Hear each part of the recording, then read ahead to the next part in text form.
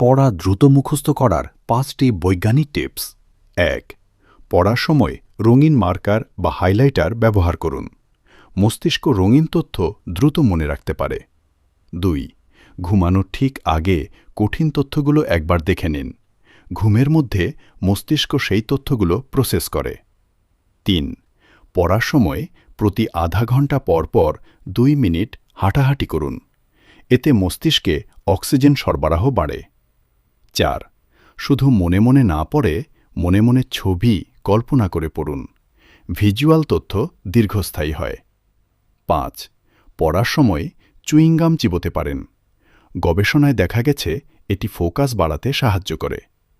ভিডিওটি আপনার উপকারে আসলে একটি লাইক দিতে ভুলবেন না। আর এমন আরও ইনফরমেটিভ ভিডিও পেতে আমাদের মাসুক ইনফো চ্যানেলটি এখনই সাবস্ক্রাইব করে রাখুন। দেখা হবে পরবর্তী ভিডিওতে। ধন্যবাদ।